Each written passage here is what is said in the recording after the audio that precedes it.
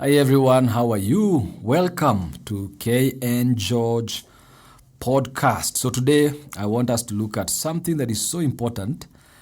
I don't know what's happening around the world, but everyone is like so interested in finding out things to do with emotions. Emotions. Someone called me some time back and they wanted to understand attachments, emotional attachments.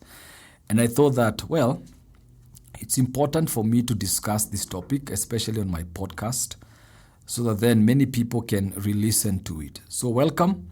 Today we are looking at emotional attachments.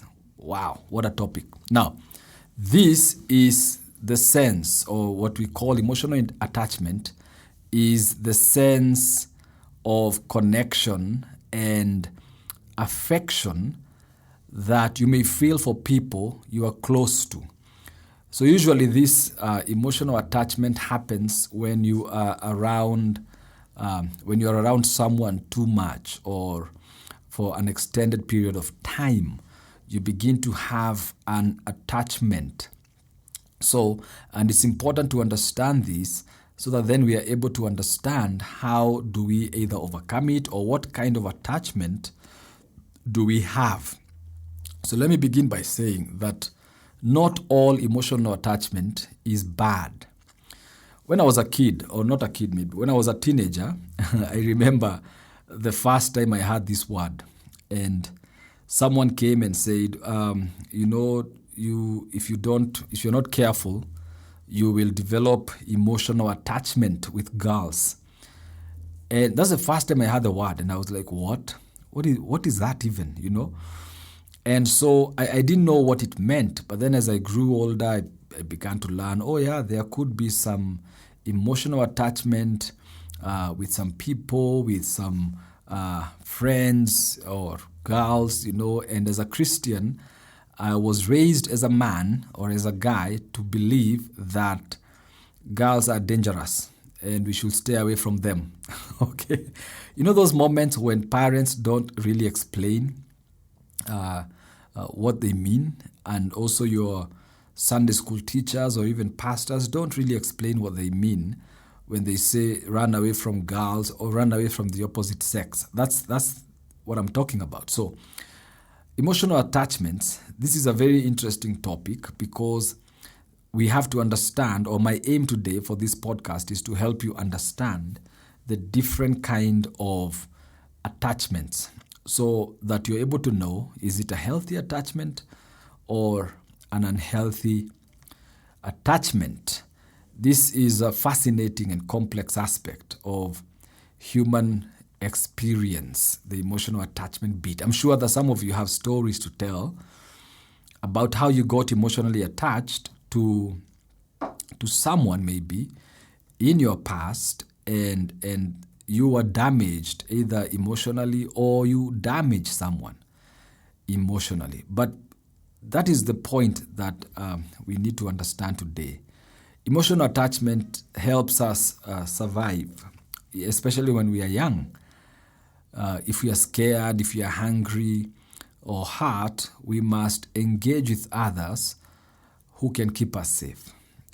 Just like children, we as adults also feel safer when we are with someone that we trust. Sometimes, and I want to say this, sometimes even as adults, we might feel distressed, we might feel discomfort if we are separated from the people we are attached to. And I know that there are people who have separation anxiety. So they have issues. They don't want to be attached to someone because they know that eventually this person will leave. And there are people who have a serious problem with letting go of people that they have already attached to. So most of the times, one of the challenges that people face is saying to let go, saying goodbye. And I have seen people who have been afraid of commitment, being afraid of dating, being afraid of getting into a relationship because they say, why should I get into a relationship knowing very well that it is coming, it will end. Why should I enjoy something for now that will eventually end? But the basis of life is that everything will end. Everything has a beginning and has an end. And as long as we understand that, then it doesn't take away that desire to actually enjoy the person, or enjoy the relationship that you have. Just enjoy it knowing that any time it can come to an end. But that's now the challenge of most people, okay? Emotional attachment is that point where you that refers to serious bonds. So let's define it a little bit, and let's ask the question: what are emotional attachments? And this refers to what we call, or what I call, bonds. You see, like when you're bonding with someone. So these are bonds and connections that we form with people. And the funny thing is this: we don't just get emotionally attached to people, we also get emotionally attached to places, to objects, or to ideas. And you see, now when we get attached to places, it's when we begin to say, oh, I don't want to leave this place, I want to stay. For example, if you go to Diani in Mombasa, Kenya, it's a very nice place, very nice space. And maybe you've gone for vacation and you have rented or gotten this wonderful beachfront restaurant or hotel, and you're staying in there, and it's amazing, and you're having the time of your life, and you get attached to this space, and you want to stay there. You want to, enjoy every moment. You don't want it to end. But the funny thing is, it comes to an end, and people miss those places. So you get emotionally attached. I know that there are people, especially tourists, who have been emotionally attached to Kenya. And I tell you the truth, it's the best thing that can happen to you. Kenya is a wonderful country, and you may want to visit it. We can also get emotionally attached to objects, things like phones, things like jewelry. People get it attached to these things, and you hear someone crying that they have lost their phone or their jewelry because they were emotionally attached. They cannot leave the house without that particular object with them. And also people get attached to ideas, okay?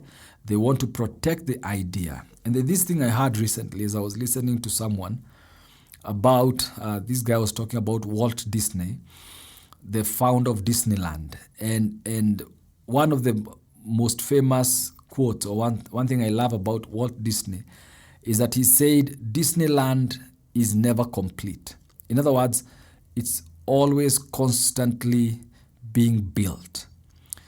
And that is someone who was not attached or emotionally attached to their idea of Disneyland, because it means that he has left it open. Anyone else can come up with an idea and build it and keep building Disneyland. In other words, creativity goes on. And that's very different compared to people who built something and then they are emotionally attached to this place, to this object, to this idea that they have. And they say, do not change it. Just maintain it as it is. Never change it. I've built this thing from the ground up, so never change it. You see, those are two different concepts. And so the question that maybe, even as you listen to this podcast, the question you have to ask yourself is, are you open to changing? Are you open to growth? Are you open to creativity? Or do you want to be stuck in that space where there's no growth, there's no movement, there's no creativity? Is that the kind of life that you want to live? And so once you answer those questions, you will also have answered yourself as to why you are where you are. So emotional attachment, these are often rooted in feelings of affection, rooted in feelings of trust, and rooted in feelings of familiarity. Okay, for emotional attachment to happen, there's got to be affection, there's got to be trust, and there's got to be familiarity. It's people you know or places you're familiar with. So let me now get into the details or the meat of this thing. Let's look at how you can categorize the different types of emotional attachment. Okay, and I'm gonna give you like 4 of them. Then you can do research on on the other ones. So let's begin with what is known as secure attachment. Secure attachment. Okay, this is something that these are people who are secure in their attachment. In other words, you feel comfortable relying on other people and letting others come close to you. It means that you have security in yourself. These are people also comfortable when others rely on them and enjoy becoming a part of others' lives. So this is someone who is emotionally, we can say they're emotionally stable because they are feeling safe. They're feeling safe and they feel safe by being supported by someone. There's a sense of stability and comfort. Okay, this being securely attached means that you can also be separated, but times that are apart are tolerated and even enjoyed. So you're not feeling insecure. You don't have separation anxiety when you have secure attachment. When your friend says, I want to leave town for like 2 weeks, you are okay because your emotional attachment is the secure attachment. So when the loved one returns, for example, it's easy for a securely attached person to welcome them back and feel close again. So your emotions are not based on whether this person is present or not. They are stable. They are secure. All right. That is what we call secure attachment. And so you have to do your own self-evaluation to know whether your kind of attachment in this with the people around you is a secure attachment or an insecure one, based on how you invite people or welcome people into your space and how you also get into other people's space. If you're comfortable in both, comfortable relying on other people, and you're also comfortable on people relying on you, then you have a secure attachment. The second kind of emotional attachment is what we call the anxious attachment. Anxious attachment. And just from the name itself, the anxiously attached person tends to want a lot of closeness and becomes hurt, scared, and emotionally dysregulated when a loved one is not close. Okay? So what they may do, they may try to push for closeness because any separation feels like a rejection or abandonment to them. This is a serious kind of attachment. This is what we call clingy people. They want to cling on you. They want to be, they're afraid of you leaving. They're afraid of being left. So they often worry that they are not really loved because they don't feel the closeness. So what they do and their behavior is that they seek reassurances that they are wanted and might therefore come across as insecure and demanding. So they are constantly asking, do you love me? Do you love me? If you love me, tell me. They are constantly seeking for that reassurance. That is anxious attachment. So when the loved one is away, for example, an anxiously attached person might bring issues about it. Okay, they might feel angry. They might feel disappointed with their partner. And then when the person returns, the anxiously attached person might find it hard to trust again because they are blaming this partner for leaving them. You left me for Paris. You left me for Nairobi. You didn't want to go with me because you don't love me. So they don't understand that sometimes they were not needed in the trip. Maybe the trip was a business trip or the trip was paid for by the company. And so it's a lot of challenge for the anxiously attached person. Now, when you're married to this kind of a person, it's even a lot of work. Or when two anxiously attached people get married, that is a recipe for disaster. Okay, so sometimes they might even test their partner or even punish them, because they feel like they have been left, even though they long to be together and feel intimacy. These are the kind of people who say, no, I don't need you, but in truth, they really, really, really need the other partner. I don't know if, even as I'm talking about this, I know that there could be you may be having some people in your mind, who are coming up and you're saying, oh, this one is emotionally attached, this one is emotionally attached, this one is anxious attachment, this other one is secure attachment. So you may want even to do a list of the people you know, and maybe even ask yourself, where are you at in terms of your emotional attachment? Are you secure? Are you anxious? What kind of attachment do you have at this point? Then you evaluate your circle, the people around you, and you begin to look at it and say, okay, I'm attached to this. Is it anxious? Is it secure? Is it this? The third kind of attachment is avoidant attachment. Avoidant attachment, okay? These are the guys who avoid other people. They avoid emotional closeness. They may feel uncomfortable with being close. Okay, avoidant attached people have an extreme need for self-reliance. These are the independent people, the ones who can do anything and everything by themselves. Ooh, I tell you the truth, my friends. I know several of them. I know a lot of people who are like this. These are the kind of people who say, I am not in need, so don't help me.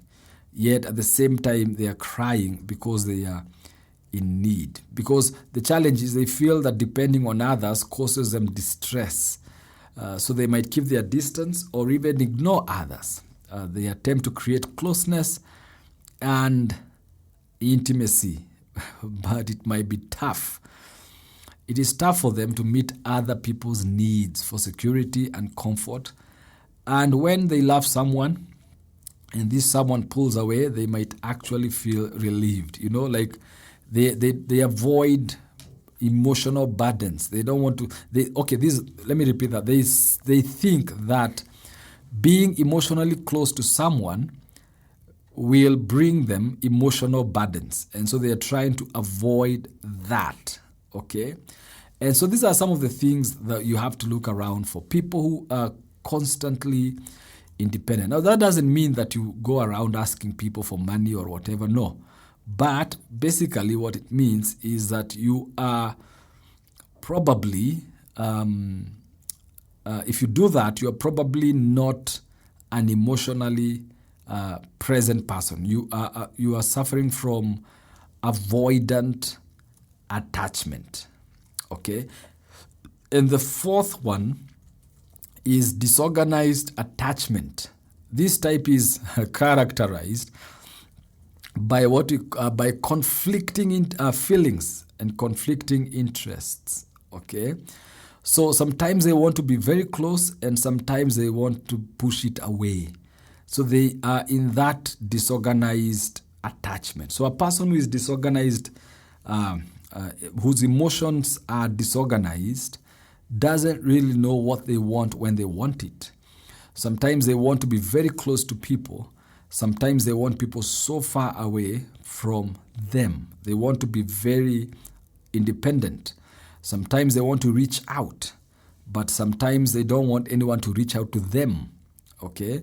This is a disorganized attachment, and it's an emotional problem. Okay, so now let's look at the second part. How do emotional attachments form? Because it's important to understand the genesis of these things. Okay, so number one, they form from early experiences. Usually, this is in childhood. How you were raised, the kind of home you were raised in, the kind of parents you had, their personality, the environment they had. Was it a safe home? Was it a broken home? Was your father present? Was your mother present or absent? Do you have father wounds? Do you have mother wounds? And you see, the first time I ever heard about father wounds was during a program that I was doing. And that's when I realized that the absence of your father can actually wound you greatly, or even his presence. Same thing with a mom, a dad, a friend, a brother. Okay, so early experiences, they form or they shape how we get attached or how we don't get attached. For example, if you're a lady and you were raised in your home and your father was absent from your life, you will develop, or if you're not careful, or if you don't get counseling or therapy, or have the ability to overcome this absence of your dad, you will find yourself attached to older men. Okay? Not everyone goes through this, but this is part of what some people go through. Early experiences, the absence of a father affects a lady. When they are young, they begin to be drawn towards men who look strong, men who are older. And the same thing happens with boys when their dads are absent. Okay, they have no shape or form of how to become a man. And the same thing happens to boys because they may be attracted, especially when the mom is absent or when they are having mother wounds. They are attracted or attached. Let me use the word attached because we're dealing with emotional attachment. They are attached to older women, okay? Because these things these are patterns that often develop in childhood. So this home, early experience, shapes your attachment style. It shapes how you become attached to people. It also shapes whether you become an avoidant attachment, a secure attachment person, or an anxious attached person, or a disorganized attached person. Okay? So it simply determines. And these things begin to play out in our adult life. For example, if you're a lady and you have mother wounds, you may find yourself fighting against authority, or you have father wounds, so you will never respect your husband's authority, or you will constantly be challenging it in different ways. And so it's important to understand this so that then we are able to know what is really, really disturbing us. I've seen many people, people I've talked to, people who've grown in pastors' homes, people who've grown in normal homes, people who've grown in politicians' homes, and they are all going through these things. And so this is an interesting one. Early experiences, the way your childhood was, the way your home was, shapes you. The number two, how emotional attachments form is consistency and availability. So when I say that, I'm talking about consistent care and emotional availability fosters or creates or helps you to have secure attachment. Okay, so it means that if your dad is available and present, your mom is available and present, and their marriage is working, and you can see how healthy it is, then you become a securely attached person. You are able to trust people. You are able to overcome your emotions. You are able to operate with emotional stability. Have you ever seen, maybe in your family or friends, people who have emotional outbursts? When they are easily provoked, they begin to have emotional outbursts. Those are the kind of people I'm talking about. Those emotional outbursts did not just happen. They were probably shaped when these people are young. And so it's important, again, I repeat, to understand these things. The third thing on how emotional attachments form is emotional regulation. So when you have a secure attachment, or you are a securely attached person, it will help you to regulate your emotions. When distressed and securely attached people seek comfort from their attachment figure. So what I'm saying is, the best kind of attachment is secure attachment. Okay? Secure attachment is what I'm trying to talk about. It's not about avoidant attachment, anxious attachment, disorganized attachment, but secure attachment. So if you're not at a point in your life where you feel securely attached, you may want to evaluate how you were raised. So then let's answer the third question: why are emotional attachments important? They're important because of bonding, and especially with friends. They create a sense of belonging. The reason why most people are in drugs today in this world is because they are looking for a place to belong. They are looking for emotional attachment. And so they're important. But the reason also why most people are in churches, other than to worship God and praise Him, the other thing is social bonding. They want people who can have their back, people they can stand with. It's also the same reason why people are in pubs and bars, because of this one thing: emotional attachment. The reason number two reason why they're important is emotional well-being. Okay? Because secure attachment, again, we go back to that point, secure attachment. Always try to strive for that, to be secure, securely attached to someone, or to a place, or to an object, such that when you're around, it's a healthy kind of attachment. Your life and decisions are not made based on that attachment, but you are also cognizant of the fact that this is an important attachment in your life. So they contribute to mental and emotional well-being. The third thing why emotional attachments are important is because of romantic relationships. Okay? Attachments, this kind of attachment can impact your relationship, your romantic relationship.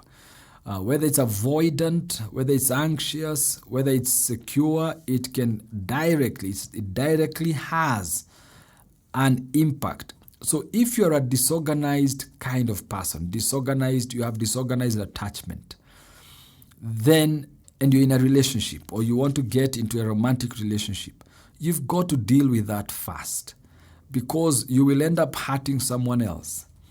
And if you're that kind of a person and you have disorganized attachment, you may leave them, or someone may leave you. So don't get into relationships with someone who has disorganized attachment, or someone who has avoidant attachment or anxious attachment. These are dangerous things, and these are the things that are causing the rise of the narcissists, the rise of all these, all these marriages that are breaking apart. So the last thing is, what are the challenges and growth for in regards to emotional attachments? Number one is the fear of loss. This is a challenge. They can lead to fear of losing what we are attached to. And I think everyone in life actually goes through this. Everyone has this challenge of losing. But then there are people who are unable to face it. And there are people who can healthily deal with it. The number two thing is balancing independence, okay? Striking a balance between attachment and independence is crucial for personal growth. So you've got to balance everything. If you're married, if you're dating, if you have kids, the idea, life is all about balance. You've got to balance everything that you're doing. You've got to balance your marriage, your ministry, your work, whatever it is that you're doing. Make sure you create time for each. And then the third thing is the changing attachments. Now, this is what it means, that in the course of time, due to life events or personal development, attachments can change. Someone can maybe previously they had disorganized attachment, but now they have developed themselves and they have changed, and now they have become securely attached. Okay, so what you have to do is that you have to continue working on your attachment style, especially if it's not secure. So how do you do this? You begin by going to therapy or understanding it. You pray if you're a Christian. You ask friends and family. But one of the ways is to talk about it, be real about it, be genuine about it. Accept that you have issues emotionally and begin to deal with them. So I hope that this emotional attachment lesson has really helped you. So what I want to do is please leave me a question or a suggestion.